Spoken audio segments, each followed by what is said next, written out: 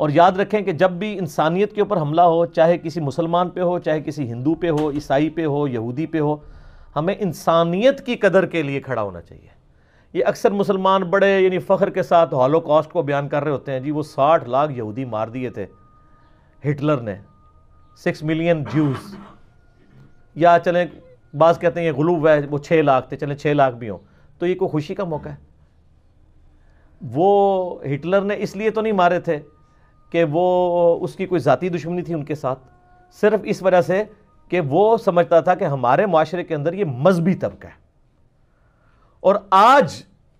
اس معاشرے کے اندر اس طرح کی ہٹلر والی سوچ والے لوگ مسلمانوں کو یہودیوں کی جگہ سمجھتے ہیں، کیونکہ یہودی پریکٹسنگ تو تھے، تو وہ اللہ معافی دے جو کل 100 فیکٹریاں جو ہیں وہ یہودیوں کو ذبح کرنے کے لیے بنی تھی، کل مسلمانوں کے لیے بھی بن سکتی ہیں، لہٰذا اس طرح کی چیزوں کو فخریہ بیان نہیں کرنا چاہیے۔ ہم کنڈیم کرتے ہیں ہٹلر نے جو قتل عام یہودیوں کا کیا، یہ قتل ناحق ہے۔ اسلام تو یعنی کسی مسلمان کے قتل کی بات نہیں صرف کرتا، اسلام تو کہتا ہے کہ جس نے ایک انسان کو قتل کیا، سورۃ المائدہ کی آیت نمبر 32 ہے۔ اعوذ باللہ من الشیطان الرجیم، بسم اللہ الرحمن الرحیم۔ من اجل ذالک، اللہ تعالیٰ نے حضرت آدم علیہ السلام کے 2 بیٹوں کا واقعہ بیان کیا ہے کہ قابیل نے حابیل کو قتل کیا، اس کے بعد اللہ تعالیٰ ماتا ہے اس کے سبب کتبنا علی بنی اسرائیل، ہم نے بنی اسرائیل کے لیے چیز طے کر دی تھی، اور ظاہر ہے کہ شریعت محمدیہ صلی اللہ علیہ وآلہ وسلم اسی کی کنٹینیوشن ہے، انہ من قتل نفسا بغیر نفس، کہ جس نے بھی کسی جان کو قتل کیا سوائے اس کے کہ وہ قتل کے بدلے قتل کر رہا ہو، اور وہ بھی جوڈیشلی کرے گی، یعنی قاتل کو لا کے کٹہرے میں کھڑا کیا، اس کے بدلے قصاص میں اسے قتل کیا گیا، او فساد فی الارض، یا زمین میں کوئی فساد مچا رہا ہو، قتل ناحق کر رہا ہو، وہ بھی جوڈیشری کا کام ہے، کسی نے مجاہد ملت خود نہیں بننا۔ فَكَأَنَّمَا قَتَلَ النَّاسَ جَمِيعًا، تو گویا اس نے پوری انسانیت کا قتل کیا جس نے ایک انسان کو بھی ناحق قتل کیا۔ وَمَنْ أَحْيَاهَا، اور جس نے ایک جان کی زندگی بچائی، ایک جان چاہے وہ کافر ہو چاہے مسلمان ہو، فَكَأَنَّمَا أَحْيَا النَّاسَ جَمِيعًا، تو گویا اس نے پوری کی پوری انسانیت کی جان بچا لی۔ یہی وجہ میرے بھائیوں کہ میں نے تقریباً 2 سال پہلے، آپ کو پتہ ہے بارسلونا کے اندر ایک مسلمان نے جو ہے وہ ٹورسٹ کے اوپر وین چڑھا دی تھی، تو میرے خیال میں تو کسی بھی مسلمان سپیکر نے اس کو کنڈیم اس طرح نہیں کیا، آ کے میں نے آ کے یعنی اس کو اوپنلی کنڈیم کیا تھا۔ وہ آپ یوٹیوب پہ جا کے میرا کلپ دیکھ لیں کہ جو بارسلونا اٹیک ہے وہ اینٹی اسلامک ایکٹیویٹی ہے۔ تو آپ کو انسانیت کے رشتے میں بات کرنی ہے، تب آپ کافروں کو کہہ سکتے ہیں کہ وہ آپ کے ساتھ حسن سلوک کریں۔ اگر آپ صرف مسلمانوں کے حق کی بات کریں گے تو سر پھر ان کے لیے تو اپنا خون امپورٹنٹ ہے، اور اسلام کے رشتے میں سب کا خون امپورٹنٹ ہے، کسی انسان کو آپ ناحق قتل نہیں کر سکتے۔ سورۃ المائدہ آیت نمبر 32 آپ نے سن لی کہ پوری انسانیت کا قتل ہے کسی کو ناحق قتل کرنا۔ تو اس لیے یعنی ان چیزوں کو دیکھنا چاہیے، اور اب ایک موقع ہے ہمارے پاس دعوت و تبلیغ کے والے سے کہ ہم یہ آیات جو میں نے سورۃ المائدہ کی آیت نمبر 32 پڑھی ہے، یہ آپ شیئر کروائیں، ٹھیک ہے، تاکہ پتہ چلے اسلام کی ٹرو پکچر کیا ہے۔ اس آیت کو شیئر کروائیں۔ اس کے علاوہ ایک اور آیت ہے جو آپ یونیورسل برادرہڈ کے اوپر یہ آیات پیش کر سکتے ہیں، وہ ہے سورہ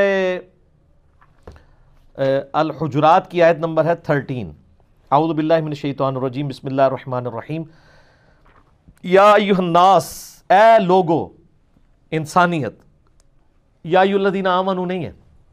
انا خلقناکم من ذکر و انثی، بے شک ہم نے تمہیں پیدا کیا ایک مرد اور ایک عورت سے، یعنی سب کا باپ آدم علیہ السلام ہے اور سب کی ماں سیدہ حوا ہے۔ وجعلناکم شعوبا وقبائل، اور تمہیں قوموں میں اور قبیلوں میں بانٹ دیا، کیوں؟ لتعارفوا، تاکہ ایک دوسرے کی پہچان ہو سکے۔ اس لیے نہیں کہ جو ہے کالا جو ہے وہ گورے سے افضل ہے یا گورا کالے سے افضل ہے، یا عربی جو ہے وہ اجمی سے افضل ہے اور اجمی عربی سے افضل ہے، بلکہ یہ پہچان کے لیے تھی قوم اور قبیلے۔ ان اکرمکم عند اللہ اتقاکم، بے شک تم میں اللہ کے حضور عزت والا وہ ہے جو گاڈ کانشسنس رکھے گا، خدا سے ڈرنے والا ہے۔ ان اللہ علیم خبیر، بے شک اللہ تعالیٰ علم والا ہے اور خبر رکھنے والا ہے۔ یہ آیت ہے، یہ آپ یونیورسل برادرہڈ کے اوپر آپ انسانیت کے رشتے میں شیئر کروائیں، اور قرآن پاک کا وہ پہلو سامنے لے کے آئیں جو کافروں نے سازشیں کر کے یعنی بڑی غلط پکچر انہوں نے پیش کی ہوئی ہے۔ آپ کو اندازہ نہیں ہے۔ اس کے علاوہ آپ وہ آیت قرآن پاک میں بڑی اہم ہے جو خصوصاً مسلمانوں کے لیے تو پہلے نمبر پہ ہے، کافروں کے لیے بعد میں، جو سورۃ الانعام کی آیت ہے، اعوذ باللہ من الشیطان الرجیم بسم اللہ الرحمن الرحیم، یہ پارہ نمبر 7 کے آخری پیج پہ آتی ہے، سورۃ الانعام آیت نمبر 108، وَلَا تَسُبُّ الَّذِينَ يَدْعُونَ مِن دُونِ اللَّهِ، مت گالی دو ان کو جن کو اللہ کے سوا پکار رہے ہیں، یعنی کافر جن جھوٹے معبودوں کو پکار رہے ہیں ان معبودوں کو تم گالی نہ دو۔ فَيَسُبُّ اللَّهَ عَدْوًا بِغَيْرِ عِلْم، ورنہ کہیں ایسا نہ ہو کہ وہ بغیر علم کے دشمنی میں آ کر اللہ کو گالیاں دیں، یعنی آپ کو کسی کے جھوٹے خداؤں کو بھی گالی دینے کی اجازت نہیں ہے۔ اور ماشاءاللہ مسلمان کافی حد تک اس پہ عمل بھی کرتے ہیں۔ ہمارے نبی علیہ السلام کے خاکے انہوں نے بنائے ہیں، کبھی کسی مسلمان نے جیزس کرائسٹ کا خاکہ نہیں بنایا۔ ہمارے لیے عیسیٰ ابن مریم علیہ السلام کو ماننا بھی ویسا ہی ہے جیسے نبی صلی اللہ علیہ وآلہ وسلم کو ماننا، اور ان کا انکار بھی ایسا ہی ہے گویا نبی صلی اللہ علیہ وآلہ وسلم کا انکار۔ لا نفرق بین احد من رسلی، ہم ایمان لانے میں نبیوں کے درمیان فرق نہیں کرتے۔ یہ چیزیں آپ شیئر کروائیں، اور وہ ضرور شیئر کروائیں نہیں سورۃ المائدہ آیت نمبر 32 کہ جس نے ایک انسان کو بھی ناحق قتل کیا گویا پوری انسانیت کو قتل کیا، اور جس نے ایک انسان کی جان بچائی پوری انسانیت کی جان بچائی۔ مسلمان کی بات نہیں ہو رہی، بلکہ اس میں بڑی اسٹانشنگ ایک حدیث ہے، وہ بھی ضرور شیئر کروائیں۔ صحیح بخاری کے اندر حدیث ہے، نبی صلی اللہ علیہ وآلہ وسلم نے فرمایا جس نے کسی ذمی کافر کو قتل کیا، کس کو؟